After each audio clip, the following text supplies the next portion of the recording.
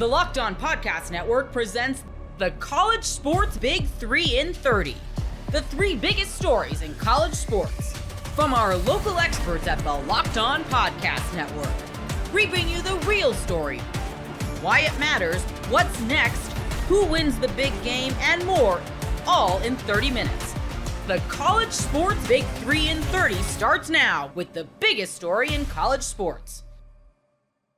You are Locked On Bulldogs, your daily podcast on the Georgia Bulldogs. Part of the Locked On Podcast Network, your team every day. Georgia's dominance against Tennessee. And I swear, if we get to talk about I looked down at the shoe and there was a cross on the shoe. And I knew right then old NASA head was going to get us that win. The second old NASA head came over and I saw the cross. If we get to talk about Butch, I'm a happy person, brick by brick. Tennessee is our little brother. We are schooling them. Kirby is all up in Josh Heupel's head. And it's so good to see, Daniel.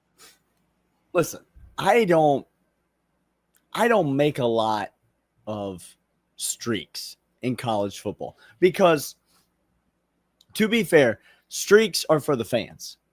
They're not, these players are only here for 3 years, 4 years, in some cases 5 years. In the case of, COVID era players, sometimes 20 years. I don't know how long these kids are playing college football for. They're only here for a limited amount of time. Coaches, for the most part, are only here for a limited amount of time. So Georgia's beaten Tennessee 9 straight years. Well, Josh Heupel's only been there for the last 5 of those years. And so you can't blame Josh Heupel for the losses that happened under Jeremy Pruitt and Butch Jones and these kind of nonsense coaches. Okay, so listen, when we talk about these winning streaks, one program over another, it's for us. Correct. It's for the fans. But the thing about Kirby Smart, Clint, is, and some people don't like this, I can tell you definitively, it rubs some people the wrong way. We have the receipts. If you are very fragile and small inside, correct, it's going to be tough for you to deal with a guy like Kirby, because I'm here to tell you, and I mince no words about this, and I do not mean it as a compliment, although it does make him a lot like me and you, Clint. Kirby Smart's about as petty as it gets. As we are actively seeking people like heat-seeking missiles to come and get after you. It brings us joy. He's a little small in that way. He takes it a little bit personal. And listen, go and watch the Bulls documentary, the Jordan documentary, The Last Dance. Yep. What you find, go listen to a Tiger Woods interview. What you find, go talk to Muhammad Ali, listen to a Muhammad Ali interview. What you find is that the greatest to ever do it. Yep. Go look at Coach Saban today on College Game Day, trolling Tennessee fans behind him about dominating them when he was coaching in Alabama. The greatest ones in their field, they take it personally, Clint. They own it. They wear it. They hate losing more than they enjoy winning. Like that. And that's Kirby Smart. He loves winning, yes. But it's personal to him when he has his name on something and he takes an L. He hates everything about it. He remembers it fundamentally. Look at this team compared to last team. We're going to talk about a couple things that are different about this team still that I saw at Tennessee. I saw something different of this team than I had last year because Kirby took it upon himself. Fire, passion, energy the whole entire offseason, because last year we didn't have it and this year we do. And he is absolutely a petty child when it comes to this competitiveness, 100%. Let me hit you with something, Clint, that I believe is going to blow your mind. Okay. Josh Heupel, a very successful Tennessee head football coach. One of 3 coaches, I believe, that has a winning record against top 25 opponents. A very successful Tennessee football coach.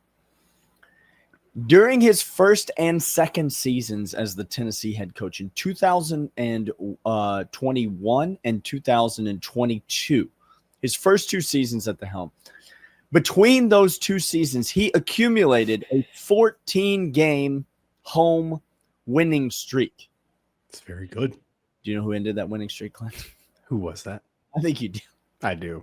I think you already know it was Georgia that ended that winning streak. So in those two seasons, he accumulated 14 consecutive home wins. That is his longest home winning streak of his coaching tenure. His current active home winning streak is, of course, 0 games. But there have been 0 days since there was an accident at Neyland. Yeah. No, there was an accident, all right. Okay, Kirby. By the way, I'm sorry. We'll get to it in a second. Focus. Kirby Smart is currently on a 10-game Neyland Stadium winning streak. So let me understand if I'm grasping what you're saying. Yeah. Okay. So Neyland Stadium, which by all accounts, by everybody who talks, everybody who visits, everybody who goes, opposing SEC coaches, current coaches, retired coaches, old coaches, will say that Neyland Stadium is one of the hardest, if not the hardest place to go play. One of the biggest stadiums in the entire world, houses a whole lot of rowdy fans, and you all get after it up in Knoxville. We admit that 100%. Yeah. During that time, Josh Heupel has amassed, and other coaches have amassed, an incredible win streak. Yep. Kirby Smart, you're telling me, Daniel. Mm-hmm. Yep. 10 times has walked into Neyland. 10 consecutive games, current streak at Neyland Stadium. He has won. It doesn't need to be said, but let me say that Tennessee, Josh Heupel's 14-game home winning streak. Could I read you some of the opponents? Okay. South Alabama, Vanderbilt, Ball State, Akron, UT Martin, Kentucky. These are some of the opponents that Tennessee managed to beat in the aforementioned 14-game home winning streak. Kirby Smart, in his 10-game winning streak at Neyland Stadium, you'll be shocked to learn the opponent in every single game was the University of Tennessee. And he beat them each and every time. Clint, this streak obviously spans his entire career as a Georgia head coach. It also spans his entire career as the defensive coordinator at Alabama. But wait, Clint, it also goes all the way back to 2005 when he was the running backs coach for the DJ Shockley-led Georgia Bulldogs when they went to Neyland Stadium in 2005 and beat the Tennessee Volunteers. Clint, Kirby may have lost to Tennessee as a player, but as a coach in any capacity, he is undefeated in Neyland Stadium. 10-0 in Neyland Stadium. From the Georgia running backs coach to the Alabama defensive coordinator to the University of Georgia head coach, Tennessee, he's never taken an L as a coach in that building. When you have that, you might be tempted to say that therefore Neyland Stadium is not a hard place and Tennessee doesn't have good squads. You'd be tempted to say that with 10 wins in a row like that. But let me tell you this right now. That Tennessee team is a playoff team that we just beat. Oh, we're going to talk about them in the second segment. This Tennessee team, who they are. Yeah, absolutely. They're a playoff team and one of the best 12 teams currently in college football. Okay? 100%. By a wide margin. Correct. A healthy margin. Second thing, Neyland Stadium is raucous and crazy. That's how incredible Kirby is. It's not a detriment. It's not a downplay to Neyland and Tennessee. No. That's just they throw mustard as well as anybody. As well as anybody. Like Juan Gaston, who can throw a heifer across a quarter mile. Better than most. Most people can't name all their financial accounts or even what they're worth, whether it's a 401k or properties or investments. And when you don't have the full picture, you can end up leaving money on the table. That's why there is Monarch Money. It's an all-in-one personal finance tool that brings your entire financial life together in one clean, easy-to-use interface on your laptop or your phone. Monarch does the heavy lifting for you. You can link all your accounts in minutes, see clear data visuals, get smart categorization of your spending, and finally feel in control of your money without ever touching a spreadsheet. I linked all my accounts to Monarch and immediately spotted a few subscriptions I wasn't even using.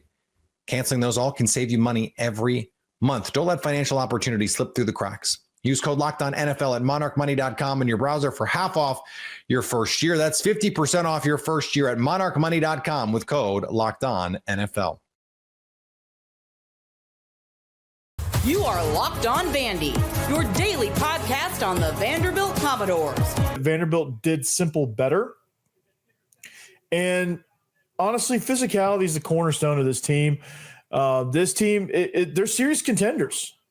And that's where we're going to start, because if you watch the last two games, I just saw a stat. They've only given up 7 points in the last 6 quarters. That is unreal. 7 points in the last 6 quarters. That's an outstanding stat. So Vanderbilt being contenders, that sounds crazy. It does. It sounds insane. It sounds unhinged. It sounds, if you would have told me that after week 3, I would be talking about Vanderbilt being in contention to possibly move into a spot into Atlanta, I would have called you crazy. But this team is showing me that they actually are contenders. And this is not just, hey, they've played well lately. They've got a program. They've got some things. They've got a foundation. And honestly, Clark Lee said it, and I agree with him. The rest of the schedule is winnable. Honestly, the way Vanderbilt plays football, the rest of this season, the rest of the games on the schedule are winnable. They're contenders, guys. Like, you may not want to admit it. This may be too weird for you that Vanderbilt is a contender in the SEC, and it really hasn't been ever. They maybe sniffed it with James Franklin. They won 9 games, but this is a special team. And this is a team that tough road environments obviously doesn't bother them. Lane Stadium, they withstood that. Obviously, the initial onslaught was going to happen. They withstood it, made adjustments, and then just physically punished Virginia Tech. Virginia Tech is now broken. They've fired their head coach. South Carolina, initial onslaught. Well, actually, Vanderbilt set the tone and marched right down the field and scored on their first possession. South Carolina, not to anyone's surprise, ripped it right back down the field to equalize. And then they both kind of traded punches, and then Vanderbilt just settled in. They got Zaylen Wood made that interception, and I think that changed the course for South Carolina. Obviously, then Lenore Sellers goes down. That's not ideal, but physicality, man, they won the line of scrimmage. And they didn't just win it, they took it over. They dominated. They were opening up run lanes left and right for Pavia, Cedric Alexander, James Hill Lassiter scored a touchdown. That guy's a spark plug, dude. That guy's electric. Said it in the reaction show. That guy's electric. So the main thing we've learned from these first 3 games is that this is no fluke. They're not getting lucky in these games. They blew out South Carolina. And I get it. They didn't have Lenore Sellers. And everybody's going to say, well, they didn't have Lenore Sellers. Injury. They had everybody else. And Doty's not that bad of a quarterback. You could see how flustered and flummoxed and just absolutely befuddled and beside himself that Shane Beamer was. I used some big words there. And that will tell you everything. He thinks that they should have won. Luke Doty's a pretty good quarterback. I think Luke Doty could go up to Kentucky and start. He's mobile. He's got a good arm. He's a tough runner. He's smart. He knows what to do with the ball. You got Nick Harbor, probably the most freakish athletes in the SEC. Probably the most freakish athlete in the SEC, save maybe Ryan Williams. Like if you're 6'5", 240 pounds, you run a 4.3, that's freakish. And they didn't give him not one deep shot. Like they were shook, dude. They were shook. And that's, physicality is, like I said, physicality is a cornerstone of this team. They beat you into submission. And they love it. This offensive line takes pride in mauling you. This defensive line takes pride in mauling you. They played 12 defensive linemen. This is the second time in a hostile road environment that they've emptied the bench. Blaise Berlowitz got a meaningful series. Like that shouldn't happen if you're ranked 12th in the country and you're playing Vanderbilt. Like that's not the normal SEC world. South Carolina was supposed to crush Vanderbilt. And it didn't matter who was a quarterback. They were supposed to roll. Their defense was still intact. Did they stop Diego Pavia? No. Did they stop Cedric Alexander? No. They stopped him at times, but for the most part, 31 points is not stopping anybody. And they just got dominated. They just got pushed around. And Vanderbilt finally has the roster to be able to do something about it. They had the spirit. They had the coaching edge last year. They just had a roster to do it. And then Vanderbilt actually panicked a little bit in last year's matchup. That's why they lost 28-7. So, the result just flipped on its head, and it was one of those back and forth for the first quarter or so. And then Vanderbilt took over, whereas the exact opposite last year. So that's growth, and that's everything you want to see in a team that's trying to become a legitimate, not just a legitimate team this season. They're building foundations for a program, for a sustainable program that's going to have sustained success beyond Diego Pavia, beyond Langston Patterson, beyond Eli Stowers, beyond Cedric Alexander. Like every crop of guys that come in, I think they're developing a culture and a foundation of, hey, we're not the same old Vanderbilt. We're not built to lose. We're going to win. They dominated, dude. They fit. They're contenders. They are contenders. I don't care what you say. Let's look at the schedule, because the rest of the SEC is showing that it's wide open. Alabama, yeah, they look great against Wisconsin, but I think Vanderbilt would pummel Wisconsin. They'd run right by them. Wisconsin is a shell of itself, and any Wisconsin fan, and one of my best friends, Matt Perkins, shout out to you, but Wisconsin is in the tank. So we don't really know what Alabama truly has. We'll know next week after they play Georgia. We'll see how they rise up in that matchup on the road. LSU, they look strong, but they're not invincible. Missouri, they look strong, they're not invincible. They can score in bunches. Bo Pribula is outstanding. That might be the team to watch out for also. Like Missouri's going to be good. Texas, Arch Manning just got booed off his home field. So, like, this team's getting booed at home. And they didn't play anybody. Worth note. Auburn, I just can't trust that Auburn's going to keep it together. I think Clark Lee and Bunch are going to outcoach Auburn. Kentucky's going to have a rough year. I think they're going to get outcoached. They just can't hang. I don't think they can hang with Vanderbilt. And Tennessee, they're pretty good. They are pretty good, and they're great at home. And if Vanderbilt, that's going to be a challenge, but it's winnable. Like Tennessee's not invincible. That's a winnable game. I'm not saying it's going to be easy, but it's winnable. Like no game on this schedule would I say that there's a team that's far and away the favorite. Maybe LSU, but not even them. Like they struggle a little bit early on with Florida, and Vanderbilt's not a team you want to struggle with early on. So again, they are contenders. 10-2 with that schedule. If you start out this run ranked 20th and you just keep winning and you go 10-2, you'll be hovering in around one of those last playoff spots. You could sneak in. Like I know I sounded crazy when I said 10-2 on the Herb and Rod show, but it's starting to look more and more like a possibility. It really is. It really is. I don't know who the two losses are going to come against, because Alabama's not who I thought they were. Texas is definitely not who I thought they were. LSU is better than I thought they were. And Tennessee, obviously Aguilar is really, really picking up Josh Heupel's offense really well. So they're not who I thought they were. So this is going to, I mean, I don't know where the two losses come in. I'm going to stand by that. They're contenders. They are contenders. They physically beat you. They physically belong. They have the roster to do it. Their style of play, they belong as contenders. There's no fluke. It's no fluke. They belong as contenders. 7 points in the last 6 quarters. That's amazing. They were 50% on third down.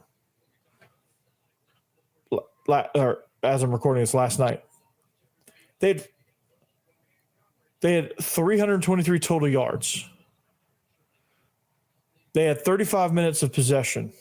They only had 4 penalties this time, so they're cleaning that up. They turned the ball over once. It was an interception, really bad interception, but it was an interception. They took the ball away 4 times, so they're taking care of the ball better. Passing-wise, they threw for 177 yards. They rushed for 146. So if you look at balance as in passing and rushing, they were pretty balanced and pretty efficient all around. I felt like the play designs and all that stuff is just there. So they are contending. Physicality is the cornerstone of that. Physicality is what's making them belong. Because there's years that it's obvious they just don't belong. But this is not that year. I'm sorry for all you haters, for all you doubters. This is not that year. Pavia is on a mission.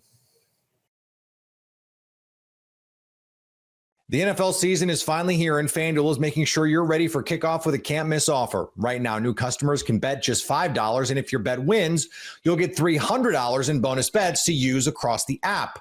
I love using FanDuel because it fits however you like to bet. Player props, building a same-game parlay, or even jumping in live as the action unfolds. It's quick, easy, and the best way to add a little more energy to Sundays. So are you ready to play? Download the FanDuel app now by visiting FanDuel.com to get started. That's FanDuel.com to place your first $5 bet. The Miami Hurricanes defense bottled up USF's rushing attack, and that set the tone for a blowout. You are Locked On Canes, your daily podcast on the Miami Hurricanes, part of the Locked On Podcast Network, your team every day.